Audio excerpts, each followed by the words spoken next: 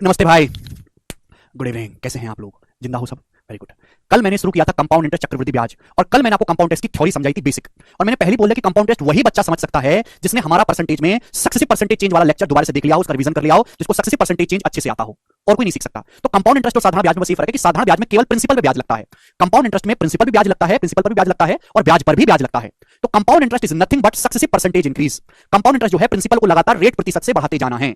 आप बोलोगे हाँ जी सर बिल्कुल सही। यानी कि सक्सेसिव परसेंटेज चेंज में मैंने आपको तीन तरीके बताए थे। एक तो तरीका बताया था मैंने आपको 100 मान के, और एक तरीका बताया था मैंने आपको रेशियो मान के, रेशियो से, और एक तरीका मैंने आपको बताया था मेरे प्यार भी फॉर्मूले से। एक तरीका मैंने आपको बताया था मेरे प्यार भी फॉर्मूला।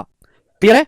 बात समझ में आई? आप बोलोगे हाँ जी सर बिल्कुल सही, कोई परेशानी नहीं है। फॉर्मूला, ये तीनों ही तरीके मेरे दोस्तों कंपाउंड इंटरेस्ट में लगेंगे। मैंने तीन तरीके बताए थे सक्सेसिव परसेंटेज चेंज का, एक 100 मान के, दूसरा मैंने आपको बताया रेशियो मेथड, और तीसरा है मेरे दोस्तों आपका फॉर्मूला। भाई एक्स और वाई का सक्सेसिव परसेंटेज चेंज क्या होता है? X plus Y plus X Y बटे 100। ये तीनों ही तरीके कंपाउंड इंटरेस्ट में लगेंगे। क्लियर है? अरे बात समझ में आई गधा लोग? हैं? ठीक है जी। आप बोलोगे हाँ जी सर बात एकदम क्लियर है। हाँ ठीक है, ठीक है भाई। अरे यार ठीक है, चलेगा मेरे दोस्तों, आगे चलेंगे। कल मैंने आपको समझाया थी कंपाउंड इंटरेस्ट में जो अमाउंट है, कंपाउंड इंटरेस्ट में जो एक साल बाद अमाउंट है वो आगे के लिए प्रिंसिपल है, जो आज मिश्रधन है वो आगे के लिए मूलधन है। तो कंपाउंड इंटरेस्ट में जो अमाउंट होते हैं A1, A2, A3, एक साल बाद अमाउंट, 2 साल बाद अमाउंट, 3 साल बाद अमाउंट, 4 साल बाद अमाउंट, क्या होते हैं? ये जीपी में होते हैं, ज्योमेट्रिक प्रोग्रेशन में होते हैं, गुणोत्तर श्रेणी में होते हैं। जो पर्टिकुलर ईयर की सीआई है, पहले साल का चक्रवृद्धि ब्याज, फर्स्ट ईयर का कंपाउंड इंटरेस्ट, सेकंड ईयर का कंपाउंड इंटरेस्ट, थर्ड ईयर का कंपाउंड इंटरेस्ट, फर्स्ट ईयर का कंपाउंड इंटरेस्ट, सेकंड ईयर का कंपाउंड इंटरेस्ट, थर्ड ईयर का कंपाउंड इंटरेस्ट, फोर्थ ईयर का कंपाउंड इंटरेस्ट, ये भी जीपी में होते हैं। आप बोलोगे हाँ जी सर बिल्कुल सही, कोई परेशानी नहीं है, ये भी जीपी में होते हैं, ज्योमेट्रिक प्रोग्रेशन में होते हैं, गुणोत्तर श्रेणी में। ये मैंने आपको कल सारी बातें डिटेल में बता दी हैं। चलेगा। अब दोस्तों मैं आपसे बड़ा सिंपल सा सवाल पूछता हूं, ध्यान से सुनिएगा मेरे प्यारे भाई। सपोज ब्याज की जो दर है, ब्याज की जो दर है वो है 20% पर एनम। ब्याज की जो दर है वो 20% पर एनम है, 20% पर एनम। आप बोलोगे हाँ जी सर कोई प्रॉब्लम नहीं है, ब्याज की दर 20% पर एनम है। तो मैं आपसे जानना चाहता हूं कि आपने कुछ पैसा इन्वेस्ट किया है, आपने कुछ पैसा इन्वेस्ट किया P रुपए कंपाउंड इंटरेस्ट में, और 3 साल बाद मेरे दोस्तों कितना अमाउंट बन जाएगा? ये 3 साल बाद आपका अमाउंट बन जाएगा A3, 3 साल बाद अमाउंट। तो मैं जानना चाहता हूं कि प्रिंसिपल और 3 साल बाद के बाद, 3 साल के बाद जो अमाउंट है उसका रेशियो क्या होगा? ये हम आप लोगों से जानना चाहते हैं। मुझे जवाब दीजिएगा, इस सवाल का क्या आंसर है, करिए। अगर ब्याज की दर 20% पर एनम है तो हम आपसे जानना चाहते हैं कि भाई अगर आपने P रुपए इन्वेस्ट किए हैं तो 3 साल बाद जो अमाउंट बनेगा A3 उसका रेशियो क्या होगा? करिए। अगर ब्याज की दर 20% पर एनम है तो मल्टीप्लाइंग फैक्टर कितना आएगा? 20% की फ्रैक्शन वैल्यू होती है 1/5, 20% की फ्रैक्शन वैल्यू होती है बच्चों 1/5। तो मल्टीप्लाइंग फैक्टर कितना आएगा मेरे प्यारे? मल्टीप्लाइंग फैक्टर आएगा आपका 6/5। आप बोलोगे हाँ जी सर मल्टीप्लाइंग फैक्टर 6/5 आएगा। तो प्रिंसिपल से 3 साल बाद अमाउंट क्या होगा? 3 साल का गैप है, मल्टीप्लाइंग फैक्टर की पावर 3, मल्टीप्लाइंग फैक्टर की पावर 3, यानी कि 6 का क्यूब 216 और 5 का क्यूब 125। ये आपका रेशियो होगा। यानी कि अगर आप 125 रुपए इन्वेस्ट करोगे मेरे प्यारे भाई, अगर आप 125 रुपए इन्वेस्ट करोगे, अगर आप 125 रुपए इन्वेस्ट करोगे तो 3 साल बाद वो 216 रुपए अमाउंट बन जाएंगे, अगर ब्याज की दर 20% पर एनम है। ठीक है, तो जितना साल में गैप होता है मल्टीप्लाइंग फैक्टर की उतनी ही पावर कर देते हैं। यह है सिंपल कहानी। ये बात सभी बच्चों को पता है। आप बोलोगे हाँ जी सर ये बात हमें तो पता है। अब बच्चों मैं आपसे जानना चाहता हूं, मेरी बात को गौर से सुनिएगा ध्यान से। आपने P रुपए इन्वेस्ट किए हैं, P रुपए मेरे प्यारे भाई, कितने रुपए इन्वेस्ट किए हैं? P रुपए इन्वेस्ट किए हैं। क्लियर? आप बोलोगे हाँ जी सर बिल्कुल से P रुपए इन्वेस्ट किए हैं। ठीक है ना, आपने P रुपए इन्वेस्ट किए हैं। 3 साल बाद जो अमाउंट है, आपने P रुपए इन्वेस्ट किए कंपाउंड इंटरेस्ट पर, और 3 साल बाद जो अमाउंट है, 3 साल बाद जो मिश्रधन है, उनका रेशियो 343/125 है। उनका रेशियो कितना है? 343/125 है। तो हम आपसे जानना चाहते हैं कि रेट ऑफ इंटरेस्ट यानी कि ब्याज की दर कितनी है? ब्याज की दर कितनी है? मैंने बहुत सिंपल फॉर्म में लिख दिया है। जब सवाल होंगे तो उसमें बहुत कॉम्प्लिकेटेड वे में इस बात को लिखा जाता है, ब्याज की दर कितनी है ये हम आपसे जानना चाहते हैं। मतलब आपने 125 रुपए इन्वेस्ट किए और वो 3 साल के बाद 343 रुपए अमाउंट बन गया, तो ब्याज की दर या रेट ऑफ इंटरेस्ट क्या है? बताइएगा, जवाब दीजिएगा मेरे प्यारे भाई।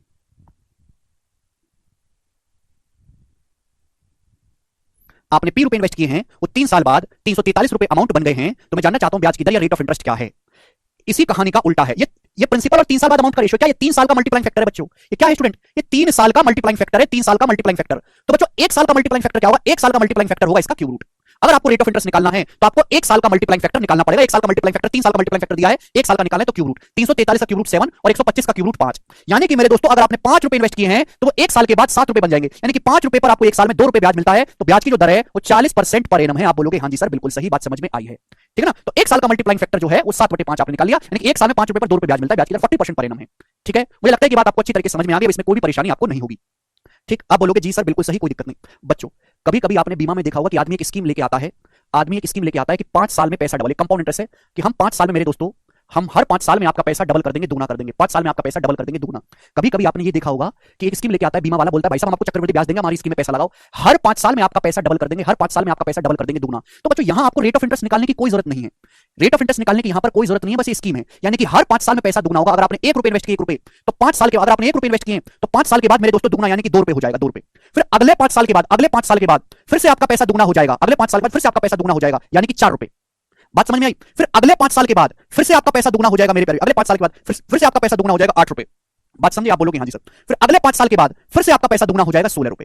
क्लियर है? आप बोलोगे हाँ जी सर बिल्कुल सही बात, अच्छी तरीके से समझ में आई है। यानी कि अगर आप 1 रुपए इन्वेस्ट करोगे तो 5 साल बाद 5 साल बाद 5 साल बाद 5 साल बाद यानी कि 20 साल में आपका पैसा कितने गुना हो गया? 20 साल में आपका पैसा जो है वो 16 गुना हो गया। तो आपको ये बात समझनी है मेरे प्यारे भाई कि अगर हर 5 साल में आपका पैसा डबल हो रहा है, हर 5 साल में आपका पैसा डबल हो रहा है, तो 5 साल का मल्टीप्लाइंग फैक्टर है 2, तो 20 साल में आपका पैसा कितना होगा? आपने समय को 4 गुना कर दिया मेरे प्यारे भाई, आपने समय को 4 गुना कर दिया तो मल्टीप्लाइंग फैक्टर की भी पावर 4 हो जाएगा। मल्टीप्लाइंग फैक्टर की भी पावर कितना हो जाएगा? 4 यानी कि 16 गुना। तो आपका पैसा मेरे प्यारे भी 16 गुना हो जाएगा। आप बोलोगे जी सर बिल्कुल सही, मैं आपकी बात को अच्छी तरीके से समझ गया, कोई प्रॉब्लम? आप बोलोगे नहीं सर कोई प्रॉब्लम नहीं है। तो अगर आपसे पूछा जाए कि कंपाउंड इंटरेस्ट में किसी स्कीम में आपका पैसा हर 5 साल में दुगना हो रहा है तो 20 साल में कितना होगा मेरे दोस्तों? तो 5 साल का मल्टीप्लाइंग फैक्टर 2 है, 20 साल का कितना होगा? आपने समय को 4 गुना किया तो मल्टीप्लाइंग फैक्टर की भी पावर 4 हो जाएगा, 16 गुना। क्लियर है? आप बोलोगे हाँ जी सर बिल्कुल सही। मैं आपसे कहता हूं कि कोई बंदा आपके पास स्कीम लेते आता है कि कोई धनराशि हर 7 साल में, कोई धनराशि हर 7 साल में मेरे दोस्तों 1.5 गुना हो जाती है, कोई धनराशि हर 7 साल में 1.5 गुना हो जाती है। तो मैं जानना चाहता हूं कि वो धनराशि 21 साल में कितने गुना हो जाएगी? वो धनराशि 21 साल में कितने गुना हो जाएगी? मैं आपसे जानना चाहता हूं, जवाब दीजिएगा। आपने कोई पैसा इन्वेस्ट किया कंपाउंड इंटरेस्ट में किसी स्कीम पर, वो धनराशि हर 7 साल में 1.5 गुना 3/2 गुना हो जाती है, तो 21 साल में कितने गुना हो जाएगी मेरे प्यारे? हर 7 साल में 3/2 गुना हो रहा है, यानी कि आप P रुपए इन्वेस्ट कर रहे हो। अगर आप P रुपए इन्वेस्ट कर रहे हो मेरे दोस्तों तो 7 साल के बाद मेरे प्यारे क्या हो गया? 7 साल में 3/2 गुना हो गया, 3/2 टाइम्स, यानी कि हो गया 3/2 P, 3/2 P। अगले 7 साल में फिर से 1.5 गुना हो गया, अगले 7 साल में फिर से 1.5 गुना करोगे 3/2 से गुना, तब हो जाएगा 3/2 का स्क्वायर P। बात समझ में? आप बोलोगे हाँ जी सर बिल्कुल सही। अगले 7 साल में फिर से 1.5 गुना हो जाएगा, नेक्स्ट 7 ईयर्स में फिर से 1.5 गुना हो गया तो मल्टीप्लाई बाय 3/2, तब क्या हो गया मेरे दोस्तों? 3/2 का क्यूब हो जाएगा P। बात समझ में आई? यानी कि हमें कहना चाहते हैं अगर कोई धनराशि कंपाउंड ऐसे किसी दर पर 7 साल में 1.5 गुना हो जाती है तो आपने समय को 3 गुना कर दिया तो 7 साल 7 साल 7 साल, आपने समय को 3 गुना कर दिया तो मल्टीप्लाइंग फैक्टर की भी 3 गुना, हर 7 साल में 3/2 गुना, अगले 7 साल में 3/2 गुना, अगले 7 साल में 3/2 गुना, यानी कि मेरे प्यारे मल्टीप्लाइंग फैक्टर की पावर कितना हो जाएगा? 3/2 का क्यूब यानी कि 27/8। 7 साल में आपका पैसा, 21 साल में आपका पैसा 27/8 गुना बन जाएगा।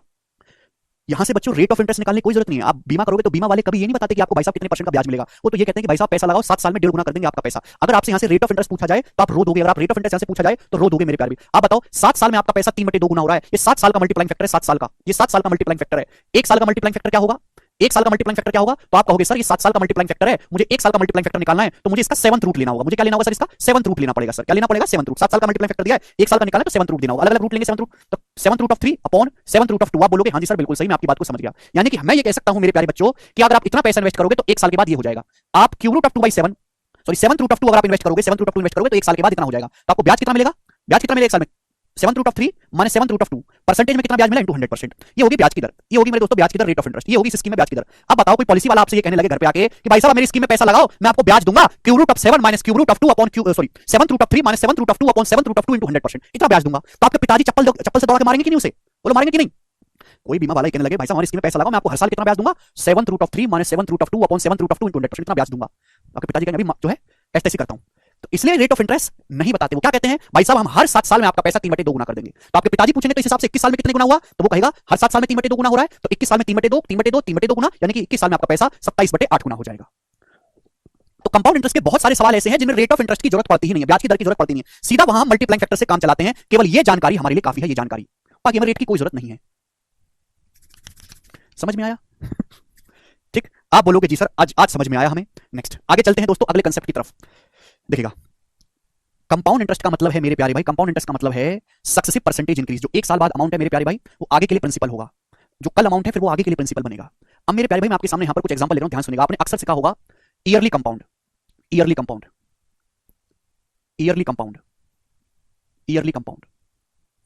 बहुत ही ज्यादा प्यार से समझिएगा, जो बच्चा समझ गया वो निकल गया। ईयरली कंपाउंड, यहां मैं लिख रहा हूं half yearly compound, half yearly compound, half yearly compound. यहां मैं लिख रहा हूं quarterly compound, quarterly compound. Quarterly पौवा वाला क्वार्टर नहीं है ये, क्वार्टरली कंपाउंड।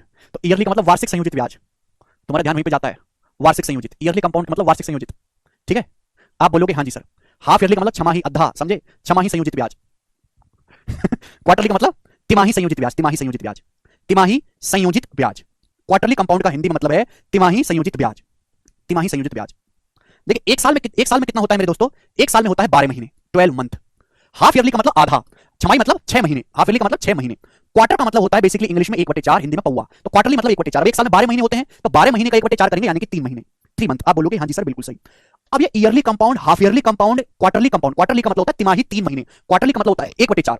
एक साल मतलब 12 महीने का 1/4 करोगे 3 महीने। अब ये कंपाउंडिंग का क्या मतलब होता है? What is compounding? What is compounding? ध्यान सुनिएगा। जब मैं आपसे कहता हूं कि ब्याज ईयरली कंपाउंड हो रहा है, ब्याज वार्षिक संयोजित हो रहा है, इस बात का मतलब यह है कि एक साल में जो भी ब्याज पैदा होगा, हर एक साल में जो भी ब्याज पैदा होगा उसको अमाउंट में ऐड करके, उसको प्रिंसिपल में, उसको अमाउंट में ऐड करके नया प्रिंसिपल बनाएंगे। मेरी बात को ध्यान से सुनेगा, मेरी बात को मैं कहना चाहता हूं, ईयरली कंपाउंड का मतलब यह है कि हर एक साल में जो भी ब्याज पैदा होगा उसको अमाउंट में ऐड करके नया प्रिंसिपल बनाएंगे। हाफ ईयरली कंपाउंड छमाही संयोजित का मतलब यह है कि हर 6 महीने में जो भी ब्याज पैदा होगा, हर 6 महीने में जो भी ब्याज पैदा होगा उसको अमाउंट में ऐड करके नया प्रिंसिपल बनाएंगे। क्वार्टरली कंपाउंड या तिमाही संयोजित का मतलब यह है कि हर 3 महीने में जो भी ब्याज पैदा होगा उसको अमाउंट में ऐड करके नया प्रिंसिपल बनाएंगे। अगर आपसे कोई कहे कि सर मंथली कंपाउंड का क्या मतलब है, तो मंथली कंपाउंड का मतलब है कि हर महीने सर जो भी ब्याज पैदा होगा उसको अमाउंट में ऐड करके नया प्रिंसिपल बनाएंगे। कोई आदमी कहता है कि हर घंटे कंपाउंड चल रहा है, हर घंटे कंपाउंड का मतलब है कि हर घंटे में जो भी ब्याज पैदा होगा उसको अमाउंट में ऐड करके नया प्रिंसिपल बनाएंगे। और देसी भाषा में समझो, ईयरली कंपाउंड का मतलब है हर एक साल में सक्सेसिव का फॉर्मूला लगेगा, हर एक साल में। हाफ ईयरली कंपाउंड का मतलब है हर 6 महीने में सक्सेसिव का फॉर्मूला लगेगा, हर 6 महीने में सक्सेसिव का फॉर्मूला लगेगा। क्वार्टरली कंपाउंड का मतलब, क्वार्टर का मतलब होता है 3 महीने, हर 3 महीने में सक्सेसिव का फॉर्मूला लगेगा। मंथली कंपाउंड का मतलब है हर 1 महीने में जो है सक्सेसिव का फॉर्मूला लगेगा। अब मेरे प्यारे भाई हम ऐड करते हैं, इसको एग्जांपल से समझते हैं, ये हुई टेक्निकल बातें। ईयरली कंपाउंड में भैया ध्यान से सुनेगा, ध्यान से सुनेगा मेरे दोस्तों, ये 3 अलग अलग स्कीम है, 3 अलग अलग स्कीम है। मैंने बोला तीनों स्कीमों में 100 रुपए लगा दो, तीनों स्कीमों में 100 का नोट दिया मैंने, तुम्हें लगा दो तीनों स्कीम में 100 रुपए। मैंने बोला ब्याज की जो दर है वो 40% पर एनम है।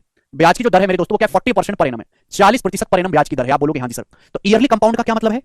ईयरली कंपाउंड का मतलब ये है मेरे प्यारे भाई कि जैसे सपोज आपने 100 रुपए इन्वेस्ट किए, जैसे सपोज आपने 100 रुपए इन्वेस्ट किए, ब्याज की दर एक साल में कितना है? ब्याज की दर एक साल में कितनी है? 40%। आप बोलोगे हाँ जी सर बिल्कुल सही, ब्याज की दर एक साल में 40% है, तो एक साल बाद मेरे दोस्तों आपका पास 140 रुपए हो जाएंगे, 140 रुपीज। ईयरली कंपाउंड का मतलब है आपने 100 रुपए इन्वेस्ट किए, ब्याज की दर 40% पर एनम, 40% प्रति वर्ष है, ब्याज वार्षिक संयोजित हो रहा है, यानी कि हर एक साल में जो भी ब्याज लगेगा, एक साल में कितना ब्याज बनेगा? एक साल में 100 रुपए पर 40% ब्याज बनेगा, 40। तो 100 रुपए में 40 ऐड करके मेरे दोस्तों आपने एक साल बाद अमाउंट बना दी। जो अमाउंट बना है एक साल बाद अमाउंट, ये आगे के लिए प्रिंसिपल है। आप बोलोगे हाँ जी सर, ये आगे के लिए प्रिंसिपल की तरह काम करेगा, यानी कि अगले साल जो है मेरे दोस्तों इस 140 रुपए पर 40% ब्याज लगेगा, इस 140 रुपए पर मेरे दोस्तों 40% ब्याज लगेगा। अब 140 रुपए का 40% क्या होता है? 140 रुपए का 40% होता है 56 रुपए, तो 140 पर 56 रुपए ब्याज लगेगा, तो अगले एक साल के बाद आपका अमाउंट हो जाएगा 196 रुपए। आप बोलोगे हाँ जी सर बिल्कुल सही, 196 रुपीज। तो आप ये समझ पा रहे हैं कि हर एक साल बाद, एक साल में जो भी ब्याज बन रहा है उसको आप अमाउंट में जोड़ के आगे का प्रिंसिपल तैयार कर रहे हो।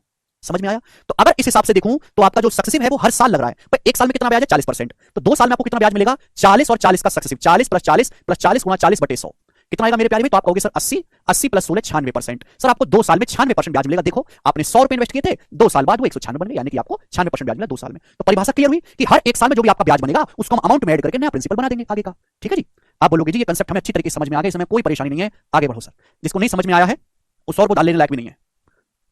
ठीक है, मेरी ना दिल्ली गवर्नमेंट में जान पहचान है, ठीक है, थोड़ी सी जान पहचान है मेरी। आजकल बैटरी वाले रिक्शे आ गए, तो उनमें कुछ नहीं है, बस आप बैटरी चार्ज करो सुबह 7 बजे और हाँ, दिल्ली में चलाओ। पता कितनी दिक्कत है दिल्ली में सवारियों को, 10-10 मिनट तक खड़ी रहती है, रिक्शा वाला आता नहीं है, कैश में पैसा देती है सवारी, कैश में। सरकारी नौकरी में तो फिर भी 28 दिन इंतजार करना पड़ता है। तो ये हो गया मेरे प्यारे भाई। ठीक, अब हाफ ईयरली कंपाउंड का क्या मतलब है? ध्यान से सुनिएगा, मैं टाइम ले रहा हूं मेरे दोस्तों 1 साल। टाइम कितना ले रहा हूं मैं? 1 साल। आप बोलोगे जी सर बिल्कुल सही, बड़े आप अच्छे व्यक्ति हैं। मैंने 100 रुपए इन्वेस्ट किया 40% पर एनम की दर से 1 साल के लिए। अगर आप ईयरली कंपाउंड करोगे तो 100 रुपए पर 1 साल में 40% ब्याज लगेगा, अमाउंट हो जाएगा 140%। टाइम कितना है बच्चों? 1 साल। आप हाफ ईयरली कंपाउंड करोगे, आपने पैसा कितने समय के लिए इन्वेस्ट किया है? आपने पैसा इन्वेस्ट किया है मेरे दोस्तों 1 साल के लिए, लेकिन आप हाफ ईयरली कंपाउंड कर रहे हो। हाफ ईयरली कंपाउंड करने का मतलब है 6 महीने। हर 6 महीने में जो ब्याज पैदा होगा, हर 6 महीने में जो भी इंटरेस्ट जनरेट होगा उसको अमाउंट में ऐड करके, उसको अमाउंट में ऐड करके नया प्रिंसिपल बनाएंगे। आप बोलोगे हाँ जी सर बिल्कुल सही, कोई प्रॉब्लम नहीं है। आपने पैसा 1 साल के लिए इन्वेस्ट किया है, आप हाफ ईयरली कंपाउंड करो छमाही, यानी कि 1 साल में 6-6 महीने की 2 साइकिल बन जाएंगी। 1 साल में 6-6 महीने की कितनी साइकिल बन जाएंगी? 2 साइकिल बन जाएंगी। आप मुझे बताओ, ब्याज की दर है 40% प्रति वर्ष पर एनम, प्रति वर्ष। अगर ब्याज की दर 1 साल में 40% है, अगर ब्याज की दर 1 साल में 40% है, तो 6 महीने में ब्याज की दर कितनी है? 6 महीने का मतलब 1/2 साल। 6 महीने में ब्याज की दर कितनी है? 20%, यानी कि हर 6 महीने में आपको 20% ब्याज मिलेगा, हर 6 महीने में आपको 20% ब्याज मिलेगा। यही फर्क है ईयरली और हाफ ईयरली कंपाउंड में। मतलब ईयरली में आपको हर साल डायरेक्ट 40% ब्याज मिल रहा था, हाफ ईयरली का मतलब हर 6 महीने में जो भी ब्याज पैदा होगा उसको अमाउंट में ऐड करके नया प्रिंसिपल बनाएंगे। आपने 100 रुपए इन्वेस्ट किया, ब्याज की दर 40% पर एनम है, हाफ ईयरली कंपाउंड कर रहे हो, तो 6-6 महीने की 2 साइकिल पूरी बन जाएंगी। 1 साल का समय, तो 6-6 महीने के 2 रिदम, यहां पे 2 टुकड़े बनेंगे। ब्याज 1 साल में 40% है, तो 6 महीने में 20% ब्याज होगा। 100 रुपए पर 20% ब्याज कितना होता है? 20 रुपए। तो 6 महीने बाद आपका अमाउंट 120 रुपए हो गया। 6 महीने बाद आपका अमाउंट 120 रुपए हो गया, यानी कि 6 महीने बाद ही 120 रुपए आपका अगले 6 महीने का प्रिंसिपल बन गया। ये जो 120 रुपए है ये आपका अगले 6 महीने के लिए प्रिंसिपल है। 120 रुपए पर आपको 20% ब्याज लगेगा। 120 रुपए का 20% होता है 24 रुपए ब्याज लगेगा, तो आपका अमाउंट कितना हो जाएगा? 144 रुपए, 144 रुपीज आपका अमाउंट हो जाएगा। आप बोलोगे हाँ जी सर बिल्कुल सही, कोई प्रॉब्लम नहीं। यानी कि 100 रुपए आपने इन्वेस्ट किए थे, 1 साल में 144 रुपए हो गए, तो आपको ब्याज कितना मिला? आपको 44%, 44% मेरे दोस्तों आपको ब्याज मिला। जबकि जब आप ईयरली कंपाउंड कर रहे थे तो आपको 1 साल में केवल 40% ब्याज मिला। 44% जो आपको ब्याज मिला है वो 20 और 20 का सक्सेसिव है, 20 प्लस 20 प्लस 20 गुणा 20 बटे 100, 20 प्लस 20 प्लस 20 गुणा 20 बटे 100। आप बोलोगे हाँ जी सर बिल्कुल सही, कोई प्रॉब्लम नहीं है। ठीक है जी, यानी कि हम ये कहना चाहते हैं कि जितना जल्दी जल्दी कंपाउंड करोगे, जितना जल्दी जल्दी आप सक्सेसिव करोगे, ब्याज उतना ज्यादा मिलेगा। अभी और दिखाता हूं। क्वार्टरली का मतलब होता है तिमाही संयोजित, यानी कि हर 3 महीने में जो भी ब्याज पैदा होगा उसको अमाउंट में ऐड करके नया प्रिंसिपल बनाएंगे। आपने 100 ही रुपए इन्वेस्ट किए, 100 ही रुपए आपने इन्वेस्ट किए, कितने समय के लिए? 1 साल के लिए। 1 साल का मतलब होता है 12 महीने। आप तिमाही संयोजित कर रहे हो, हर 3 महीने में संयोजित कर रहे हो, तो भैया 1 साल में 3-3 महीने की कितनी साइकिल बन जाएंगी? 1 साल में 3-3 महीने की 4 साइकिल बन जाएंगी। आप बोलोगे हाँ जी सर, 1 साल में 3-3 महीने की 4 साइकिल बन जाएंगी। आप बोलोगे जी सर कोई परेशानी नहीं है, कोई तकलीफ नहीं है। 3 महीना 3 महीना 3 महीना 3 महीना, टोटल 12 महीना हो गया। यानी कि हर 3 महीने में जो भी ब्याज होगा उसको अमाउंट में ऐड करके नया प्रिंसिपल बनाएंगे। अगर ब्याज 1 साल में 40% है तो ब्याज क्वार्टरली कितना होगा? 3 महीने में कितना होगा? 40% बटे 4 यानी कि 10%। अगर ब्याज 1 साल 12 महीने में 40% है तो ब्याज 3 महीने में कितना लगना चाहिए? 10%। यानी कि हर 3 महीने में आपको 10%, 10%, 10%, 10% ब्याज मिलेगा। यानी कि 10%, 10%, 10%, 10% का 4 बार सक्सेसिव होगा। 100 रुपए इन्वेस्ट किया, 100 रुपए 3 महीने बाद 110 रुपए बन जाएंगे। 100 रुपए पर 10% ब्याज लग गया 10 रुपए, यानी कि 3 महीने बाद 110 रुपए बन गए। ये 110 रुपए आगे के लिए प्रिंसिपल है। 110 रुपए 3 महीने के बाद अमाउंट है, बट ये आगे के लिए मूलधन है। अब इस 110 रुपए पर 10% ब्याज लगेगा 11, तो अमाउंट हो जाएगा 121 रुपए। आप बोलोगे हाँ जी सर बिल्कुल सही। अब इस 121 रुपए पर 10% ब्याज लगेगा, मैंने कल ही समझा दिया था 12.1, तो अमाउंट हो जाएगा 133.1। आप बोलोगे हाँ जी सर बिल्कुल सही, 3 महीने के बाद। अब इस 133.1 पर 10% ब्याज लगेगा तो आपका अमाउंट हो जाएगा 146.41। आप बोलोगे हाँ जी सर। 100 रुपए का 10% 10 रुपए होता है, 110 का 10% 11 रुपए ब्याज लगा, 121 का 10%, 121 में 12.1 जोड़ेंगे 133.1, 133.1 का 10% 13.31 रुपए ब्याज लगा। क्लियर? 133.1 में 13.31 जोड़ेंगे 146.41 रुपए। यानी कि जब आपने क्वार्टरली कंपाउंड किया तो 100 रुपए 1 साल के बाद 146.41 बन गए, तो आपको ब्याज कितना मिला? 46.41% आपको कंपाउंड इंटरेस्ट मिला, 40.41%। 100 रुपए अगर 140.41 रुपए बन जाएंगे तो आपको कितना ब्याज मिला? 40.41% ब्याज मिला। यानी कि आप ये समझ पा रहे हो कि जितना जल्दी जल्दी कंपाउंड करोगे ब्याज उतना ज्यादा मिलेगा। ईयरली कंपाउंड कर रहे हो तो 1 साल में 40% ब्याज मिला, हाफ ईयरली कंपाउंड कर रहे हो तो 1 साल में 44% ब्याज मिला, जब क्वार्टरली कंपाउंड कर रहे हो तो 1 साल में 46.41% ब्याज मिला। अगर इसी तरीके से हर मंथली कंपाउंड करोगे तो मंथली कंपाउंड करने पर और ज्यादा ब्याज मिलेगा, हर घंटे कंपाउंड करोगे तो और ज्यादा ब्याज मिलेगा, हर मिनट कंपाउंड करोगे तो बहुत ज्यादा ब्याज मिलेगा। समझ में आया? तो जितना जल्दी जल्दी आप कंपाउंड करोगे उतना ज्यादा ब्याज मिलेगा। तो आपको यहाँ पे ब्याज मिला है वो 10 10 10 10 का सक्सेसिव। क्वार्टरली कंपाउंड का मतलब हर 3 महीने में सक्सेसिव लगेगा, तो 10%, 10%, 10%, 10% का आपको सक्सेसिव ब्याज मिला है, जो कि 46.41% होता है। फर्क समझ में आया? क्लियर है? यानी कि 3 महीने में 10% ब्याज है तो 3 महीने का मल्टीप्लाइंग फैक्टर 11/10 है। हर 3 महीने का मल्टीप्लाइंग फैक्टर 11/10 है। ये 3 महीने का मल्टीप्लाइंग फैक्टर है। 6 महीने में 20% ब्याज मिला, 20% का 20% की फैक्टर 1/5 है, मल्टीप्लाइंग फैक्टर 6/5, तो 6 महीने का मल्टीप्लाइंग फैक्टर 6/5 है। मुझे लगता है कि आपको ये बात अच्छी तरीके से समझ में आई है, यहां तक कोई परेशानी नहीं है।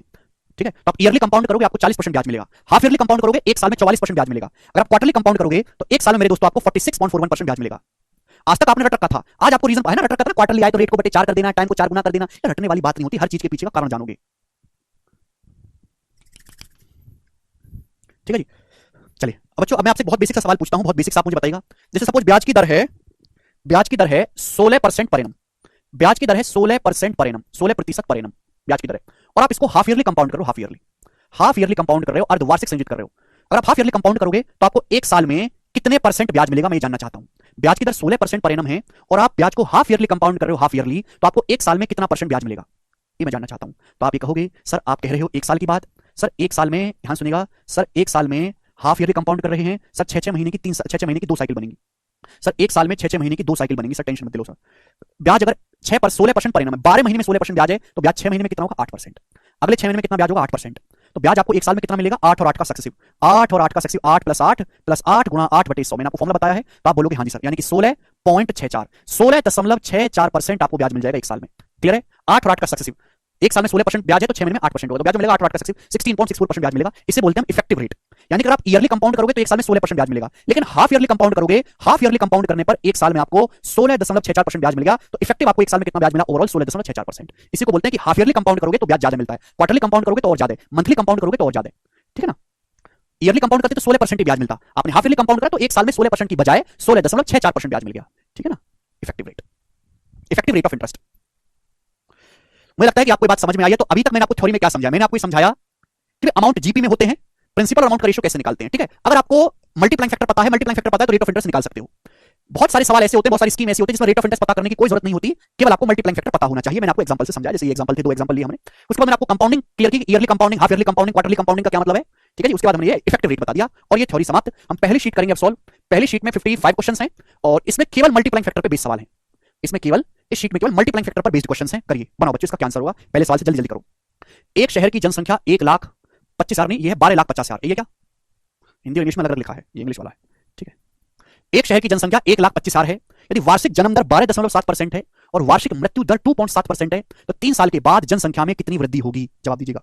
देखो, ये केवल मेरे प्यारे सक्सेसिव समझाने के लिए मैंने एक सवाल लिया है, कंपाउंड इसका सवाल नहीं है, सक्सेसिव समझाने के लिए लिया है केवल मैंने आपको, जिससे कि आपको पता लग जाए। एक शहर की जनसंख्या 1,25,000 है, हर साल जो वार्षिक जन्म दर है 12.7% है, यानी कि हर साल 12.7% लोग पैदा होते हैं, जबकि वार्षिक मृत्यु दर 2.7% है, हर साल 2.7% लोग मर जाते हैं।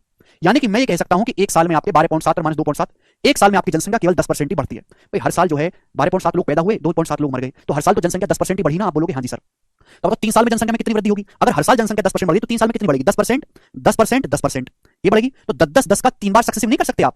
10-10-10 का 3 बार सक्सेसिव नहीं कर सकते, मैंने आपको सिखाया है भाई। 10-10-10 का 3 बार सक्सेसिव करने पर आता है 33.1%। 10 सबसे इंपॉर्टेंट डाटा है। 10 10 का 2 बार सक्सेसिव करोगे 21% आता है। 10 का 3 बार करोगे 33.1 आता है। 10 का 4 बार सक्सेसिव करोगे 46.41% आता है। 4 बार करोगे तो 33.1% जनसंख्या बढ़ जाएगी। सवाल में यही पूछा कि जनसंख्या कितनी बढ़ जाएगी, जनसंख्या में कितनी वृद्धि होगी। तो 1,25,000 का 33.1% जनसंख्या बढ़ जाएगी। अब परसेंटेज से मेरे दोस्तों ये 2 दशमलव से ये 0 कट गया, तो यानी कि एंड में आएगा जी 25। 25 का मल्टीपल आएगा, ये उत्तर नहीं है, ये उत्तर नहीं है, इन दोनों में से एक उत्तर है। ठीक है जी। 41375 है, 41275 है। 125 से कटने वाला नंबर आना चाहिए। 125 का मल्टीपल ये ऑप्शन नहीं, 125 से नहीं कटता, ये 3 है, ये 125 से कट रहा है। बी ऑप्शन आंसर है। खत्म। मुझे लगता है कि आपकी बात अच्छी तरीके से समझ में आई है। सवाल करेंगे, सवाल नंबर आपके सामने 2, जवाब दीजिएगा। सवाल का क्या आंसर है? अगला क्वेश्चन जल्दी से जवाब दीजिए, इसका क्या उत्तर है? नेक्स्ट। कोई धनराशि 2 साल में खुद का 2.25 गुना हो जाती है, ब्याज वार्षिक संयोजित होता है, ईयरली कंपाउंड होता है, तो ब्याज की दर बताइए। कोई धनराशि हर 2 साल में खुद का 2.25 गुना हो जाती है, 2.25 टाइम्स, 2.25 गुना, तो ब्याज की दर क्या है? ठीक है ना, चक्रवृद्धि ब्याज है, वार्षिक संयोजित। ये 2 साल का मल्टीप्लाइंग फैक्टर है 2.25 गुना। तो 1 साल का मल्टीप्लाइंग फैक्टर क्या है? 1 साल का मल्टीप्लाइंग फैक्टर 2 साल का दिया है। 1 साल का मल्टीप्लाइंग फैक्टर निकालना है तो इसका अंडर रूट लेंगे, 2.25 का अंडर रूट 1.5 गुना, यानी कि हर साल आपका पैसा 1.5 गुना हो जा रहा है। हर साल आपका पैसा 2.25 का अंडर रूट क्या आएगा? 15 का स्क्वायर 225 हो रहा है। हर साल आपका पैसा 1.5 गुना हो रहा है। कुछ बच्चे 15 बता रहे पागल हैं। अगर आपका पैसा 1.5 गुना हो रहा है हर साल, तो आपको ब्याज कितना मिला? 50%, 50% रेट ऑफ इंटरेस्ट है, 50% पर एनम ब्याज की दर है। अगर आपका पैसा 1.5 गुना हो गया, 1.5 गुना हो गया, 100 रुपए 150 बन गए, तो आपको ब्याज कितना मिला? 50% पर एनम ब्याज मिला। 1 साल का मल्टीप्लाइंग फैक्टर 1.5 है, 1.5 का मतलब 100 रुपए इन्वेस्ट करो, 1 साल में 150 बन जाएंगे। 100 से 150 का मतलब ब्याज कितना बना? 50% पर एनम। समझ में आप बोलोगे हाँ जी सर बिल्कुल सही। ये बताइए सवाल नंबर 3 क्या आंसर है?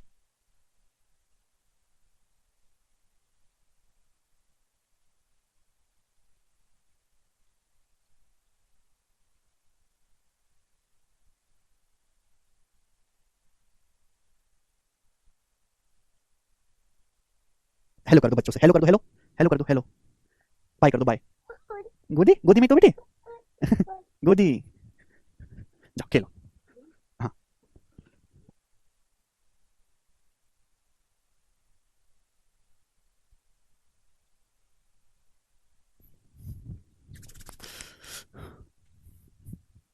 एक निश्चित धनराशि 4 साल में, कोई धनराशि 4 साल में खुद का 512/162 गुना हो जाती है। 4 साल में 512/162 गुना, यदि ब्याज ईयरली कंपाउंड है तो ब्याज की दर क्या होगी बताइएगा। 512/162 गुना होगी तो ये किससे 2 से कट रहा है? 256/81। ये 256/81 गुना, यानी कि कोई धनराशि मतलब आपके पास कोई स्कीम लेके आया कि भाई साहब मैं हर 4 साल में आपका पैसा 256/81 गुना कर दूंगा। 2 से काटो ना, 512 2 से काटो 256, 162 को 2 से काटो 81। ये 4 साल का मल्टीप्लाइंग फैक्टर है। आपसे पूछा ब्याज की दर, तो 1 साल का मल्टीप्लाइंग फैक्टर क्या होगा? इसका फोर्थ रूट लेंगे। ये 4 साल का है, 1 साल का निकालना है तो इसका फोर्थ रूट लेंगे। अब 256 का फोर्थ रूट है 4, 81 का है 3, यानी कि 1 साल का मल्टीप्लाइंग फैक्टर आएगा जी 4/3, यानी कि हर 1 साल में आप 3 रुपए इन्वेस्ट करोगे तो 4 बन जाएगा। तो आपको ब्याज कितना मिलेगा? 3 रुपए पर 1 रुपए ब्याज मिलेगा हर साल 1/3, यानी कि ब्याज की जो दर है वो 33.33% पर एनम ब्याज की दर है। समझ में आया? आप बोलोगे जी सर बहुत बढ़िया। ये बताइएगा जल्दी से इसका क्या आंसर है? करिएगा, इसमें आप गलती करोगे।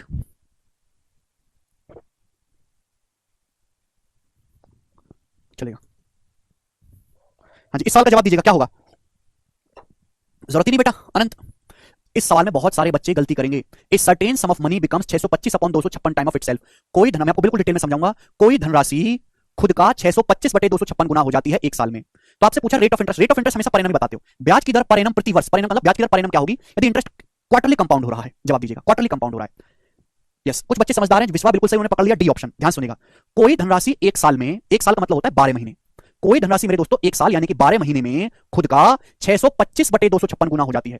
12 महीने में खुद का 625/256 गुना हो जाती है 12 महीने में। ये 12 महीने का मल्टीप्लाइंग फैक्टर है। ब्याज क्वार्टरली कंपाउंड हो रहा है, तिमाही संयोजित हो रहा है, ईयरली नहीं हो रहा, तिमाही संयोजित हो रहा है। तो भाई 3 महीने का मल्टीप्लाइंग फैक्टर क्या होगा? 3 महीने का, जवाब दीजिएगा 3 महीने का मल्टीप्लाइंग फैक्टर क्या होगा? अगर 12 महीने का ये है तो क्वार्टरली 3 महीने का क्या होगा? फोर्थ रूट, फोर्थ रूट लेंगे। 625 का फोर्थ रूट 5 और 256 का फोर्थ रूट 4। आप बोलोगे हाँ जी सर बिल्कुल सही, यानी कि हर 3 महीने का मल्टीप्लाइंग फैक्टर 5/4 होगा। 3 महीने का मल्टीप्लाइंग फैक्टर 5/4, यानी कि आपको 3 महीने में 4 रुपए पर 1 रुपए ब्याज मिलेगा, यानी कि मेरे दोस्तों 25%।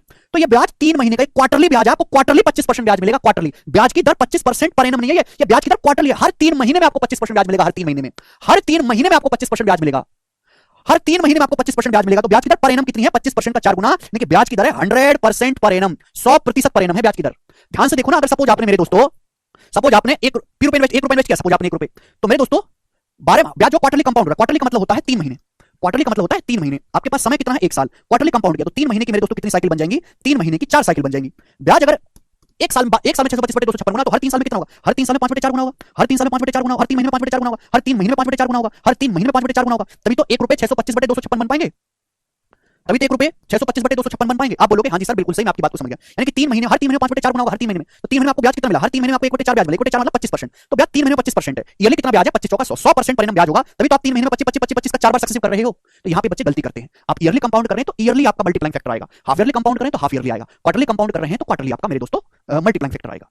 आप बोलोगे हाँ जी सर बिल्कुल सही, बात समझ में आई है, कोई प्रॉब्लम नहीं, बताइएगा इस सवाल का क्या आंसर है। अगला टाइप अब,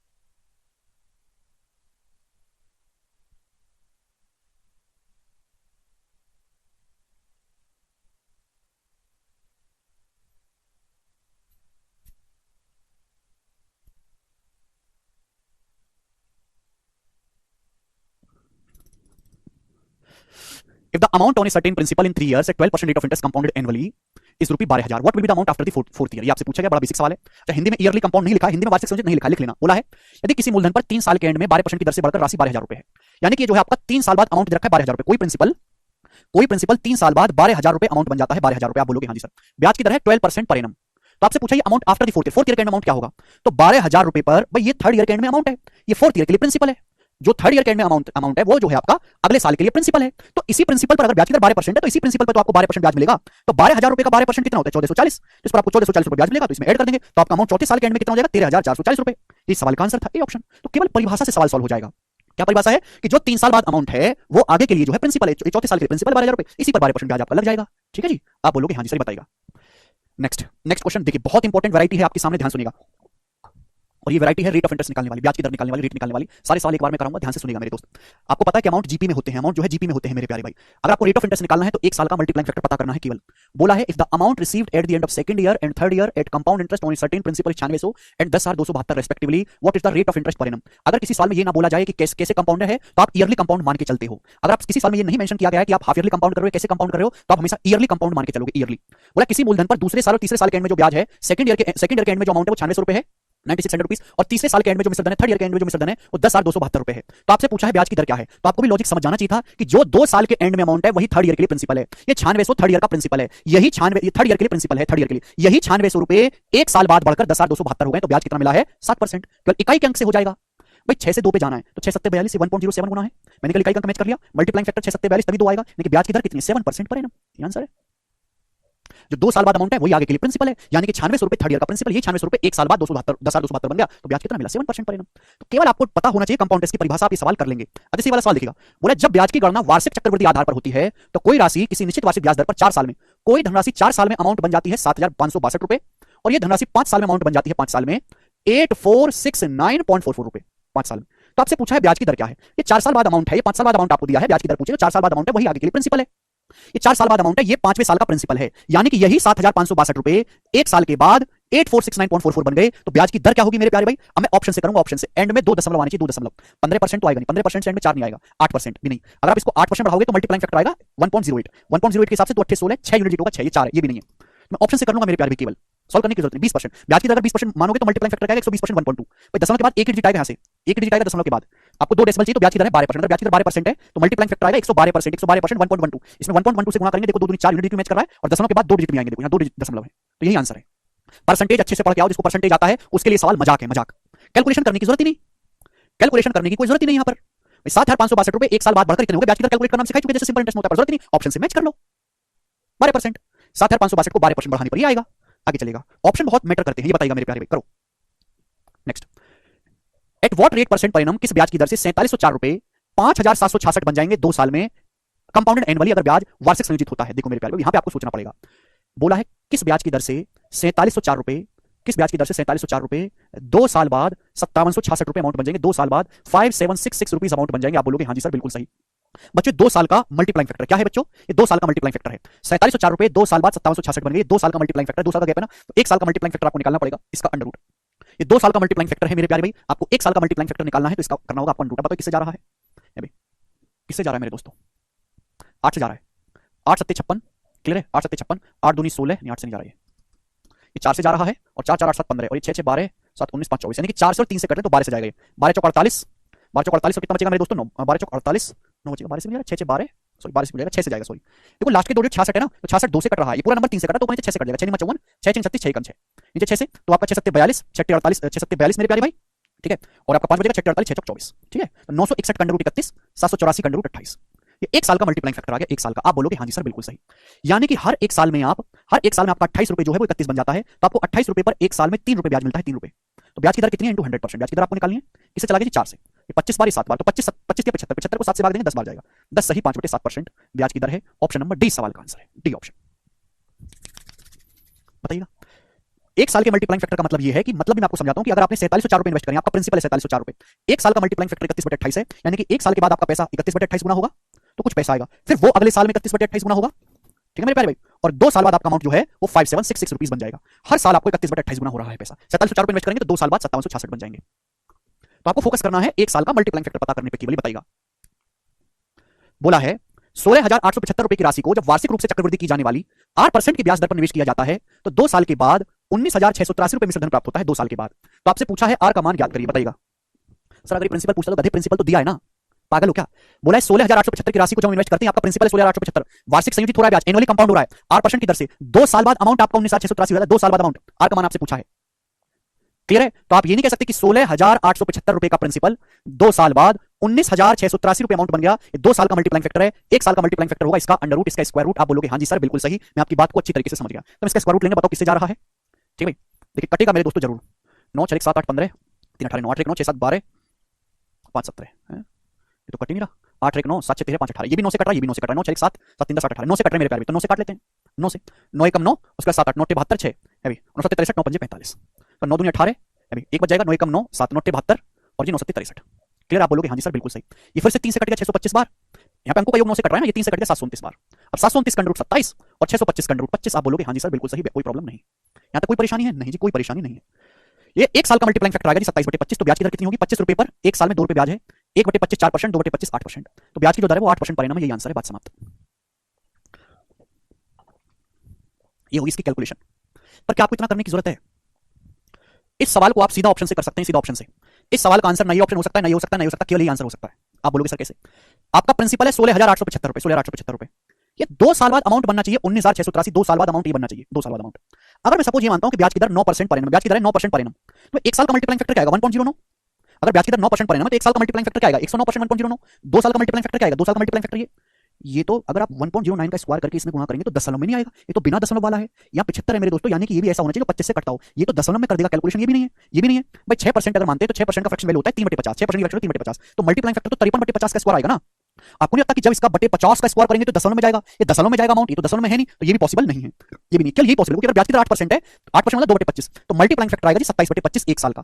2 साल का मल्टीप्लाइंग फैक्टर क्या आएगा? पावर 2। देखो ये नंबर खुद 25 से कट रहा है, यहाँ भी बटे 25 है, तो 25 कट जाएगा और आंसर इंटीजर में ही आएगा अमाउंट। तो ऑप्शन के हिसाब से केवल यही एक चीज पॉसिबल है। तो आप इस तरीके से भी ऑप्शन से कैलकुलेशन करना सीखो, ये तो आपको जानना है, बट ये अप्रोच भी आपको सीखने की कौन सा आंसर संभव नहीं है, ये बताइएगा। यहां पर टिपिकल परसेंटेज है, चलो यहां तो हम कर लेंगे कैलकुलेट।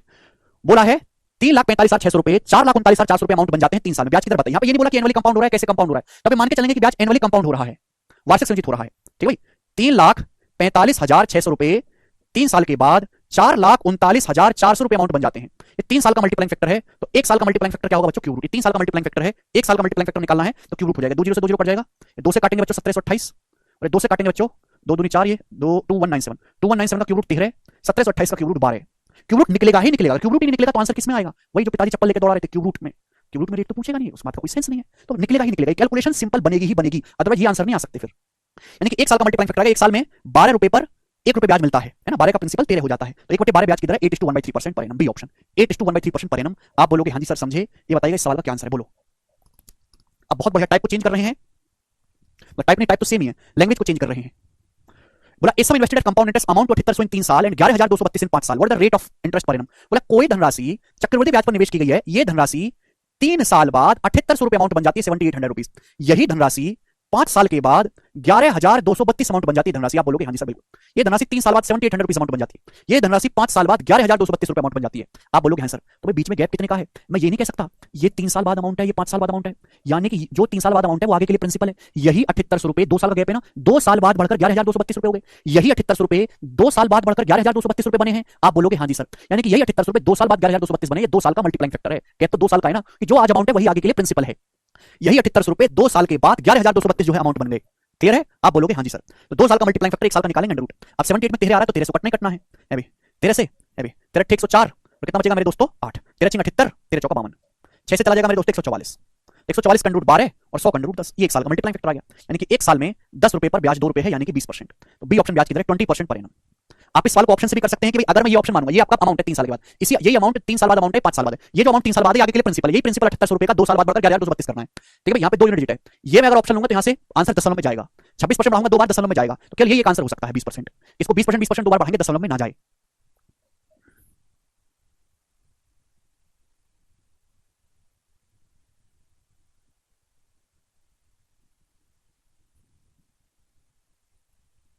ठीक है जी, समझ में आया, आप बोलोगे हाँ सर समझ में आया है, ये बताइएगा। अगला सवाल, सवाल नंबर है आपके सामने यहाँ पर 12, बताइएगा जी सवाल का क्या आंसर है। कोई धनराशि 4 साल में 54,000 और 7 साल में 59,582 हो जाती है। 4 साल और 7 साल के बीच में गैप कितने का, 3 साल में। ये कह सकता हूं कि यही 54,000 रुपए 3 साल बाद बढ़कर 59,582 हो गए, मतलब यही 54,000 रुपए जो है 4 साल बाद जो अमाउंट है आगे के लिए प्रिंसिपल है, तो यही 54,000 रुपए का प्रिंसिपल अगले 3 सालों में जो बढ़कर 59,582 हो गया। तो 3 साल का मल्टीप्लाइंग फैक्टर है, 1 साल का मल्टीप्लाइंग फैक्टर क्या होगा, इसका क्यूब रूट।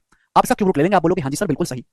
अब कैलकुलेशन में क्यूब रूट बनेगा, देखो 2 से अगर काटूंगा तो 54,000 का ये हो जाएगा 27,000 और 27,000 का क्यूब रूट निकल जाएगा। 2 से काटेंगे मेरे प्यारे, 2 दूनी 4, एकम 2 नाम 18, एकम 2 सत्ते 14, एकम 2 नाम 18 और 2 एकम 2 आ जाएगा। आप बोलोगे हाँ जी सर 27,000 का क्यूब रूट तो 30 आ गया। अब ऊपर किसका, ऊपर का क्यूब रूट क्या मुझे खुद पता ही नहीं है, ऊपर का क्यूब रूट हमें पता ही नहीं है 297191। अब नीचे 1 आ रहा है तो गारंटी सी बात है 31 का क्यूब होगा, 31 का कि 1 का क्यूब करेंगे, देखो 27,000 से हल्का सा ज्यादा है, ये दिख रहा है 27,000 से हल्का ज्यादा है और एंड में इकाई अंक 1 आ रहा है, तो 31 का क्यूब करेंगे तभी तो एंड में 1 आएगा, यानी कि 31 का क्यूब रहा होगा, तो थोड़ी जुगाड़बाजी भी लगानी चाहिए। ठीक है जी, आप बोलोगे हाँ जी सर बिल्कुल सही, यानी कि ये 30 जो है 1 साल के बाद 31 बन जाते हैं, तो ब्याज की जो दर है वो 1/30 है, 1/30 का मतलब होता है 3:1/3% पर एनम, सी ऑप्शन। समझ में आया, आप बोलोगे हाँ जी सर समझ में आया है अच्छी तरीके से, अब इसमें कोई परेशानी हमें होगी नहीं, करके देख लीजिएगा, चलेगा। अगला सवाल, सवाल नंबर होगा जी आपके सामने यहाँ पर 14, इसका जवाब दीजिएगा क्या आंसर है, बनाएं। 40 तक क्यूब रूट रख लिया श्रुति ने, वेरी गुड श्रुति, आप तो हमसे भी आगे निकली, ये बनाइएगा।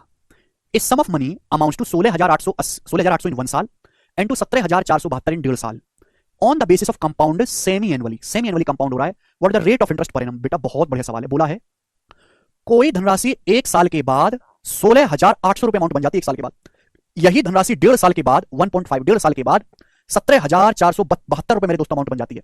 ब्याज हाफ ईयरली कंपाउंड हो रहा है, जो 1 साल के बाद अमाउंट है वो आगे के लिए प्रिंसिपल है, यानी कि 16,800 रुपए का प्रिंसिपल 6 महीने में, 1 साल और 1.5 साल के बीच में 6 महीने का गैप है, 6 महीने में 17,472 हो गया, तो 6 महीने में आपको ब्याज कितना मिला, 16,800 से 17,472 होने का मतलब आपको 672 रुपए का ब्याज मिला 672 का, कितने पर 16,800 पर, परसेंटेज में कितना इंटू 100%, ये 2 जीरो चला जाएगा 168 चौका, यानी कि आपको 4% ब्याज मिला है, 4% आपको ब्याज मिला है, लेकिन 4% ब्याज कितने महीने में मिला है, 6 महीने में, 6 मंथ में। तो ब्याज की जो पर एनम वार्षिक जो ब्याज की दर होगी, 6 महीने में 4% है, तो वार्षिक 1 साल में कितना होगा 8%, तो ब्याज की जो दर है वो 8% पर एनम है, आंसर सी ऑप्शन है, 8% प्रति वर्ष ब्याज की दर है।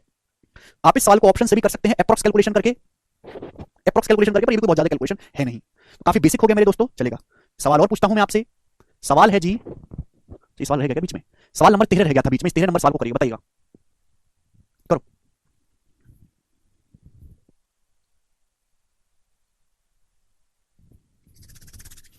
The compound interest on sum of 8,000 रुपए for 2 years at the rate of x% per annum is 988.8 रुपए, x का मान ज्ञात करें।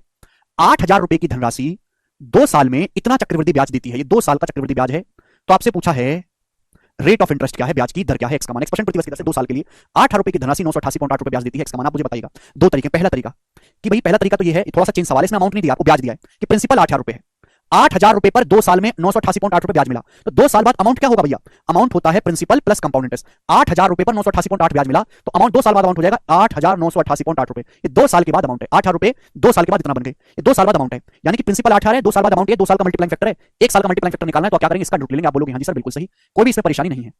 8 से जाएगा, 8 एकम 8, 8 एकम 8, 8 दूनी 16, 8 तिया 24, 8 48, तो नीचे 10,000 का अंडर रूट 100 और ऊपर 11236 का अंडर रूट आ जाएगा जी 106, 106 यानी कि 100 रुपए 106 बन गए एक साल में, तो ब्याज की दर 6% per annum, D option answer है। ठीक है बच्चों, तो ये हो गया इसका करने का बेसिक तरीका। दूसरा हमारी तरह थोड़ा स्मार्ट तरीका सीखेंगे कि 8,000 रुपए पर 2 साल में 988.6 रुपए ब्याज मिला, तो कितना परसेंट है? 8,000 रुपए पर 8,000 के प्रिंसिपल पर 2 साल में 988.8 रुपए ब्याज मिला, तो कितना परसेंट ब्याज मिला? मुझे जवाब दीजिएगा इंटू 100%। इसको परसेंटेज में कन्वर्ट करो कि आपको 2 साल में कितने परसेंट ब्याज मिला है, जवाब दीजिएगा। तो आप वैसे कहोगे, अगर आप इसकी अप्रॉक्स कैलकुलेशन, अगर आप एग्जैक्ट भी ना करो, आप इसको अप्रॉक्स भी करो, तो 8 का 12 गुना तो है ये, यानी कि 12% से हल्का सा ज्यादा। अगर अप्रॉक्स कैलकुलेशन भी करते हो तो मैं समझिए कि 12% से हल्का ज्यादा है, क्योंकि 8,000 रुपए का अगर मैं 12% निकालूंगा तो 960 रुपए आता है, 960 रुपए, यह 988.8, यानी कि 12% से हल्का सा ज्यादा ब्याज मिला, 12% पॉइंट समथिंग। 12% ब्याज तभी मिलेगा आपको 2 साल में जब ब्याज की दर 6% पर एनम हो। 6% मतलब ब्याज की दर 6% है, तो 2 साल में कितना ब्याज मिलेगा? 6 और 6 का समथिंग, 6 और 6 का सक्सेस, 12 पॉइंट समथिंग ब्याज केवल डी ऑप्शन में मिलेगा। तो यही आंसर हो सकता है, यह है सॉल्व करने का जुगाड़ तरीका। एग्जैक्ट करना चाहते तो एग्जैक्ट कैलकुलेशन कर लीजिएगा। अभी मेरे दोस्तों 2 जीरो से यहां पे कट जाएगा, क्लियर? कितना भैया? 8 एकम 8, 8 दूनी 16, 8 तिया 24 और 8 48, 12.36%।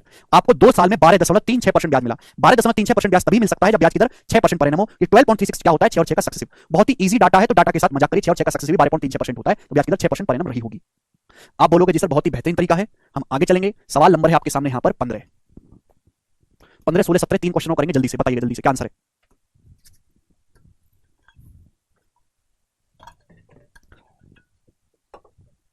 बोला at what rate percent per annum will 14,400 amount to 15,876 in 1 year if the interest is compounded half yearly. बोला है यदि ब्याज हाफ ईयरली कंपाउंड होता है, ब्याज अर्धवार्षिक चक्रवृद्धि होता है, तो ब्याज की किस दर पर 14,400 की धनराशि एक साल में बढ़कर 15,876 हो जाएगी।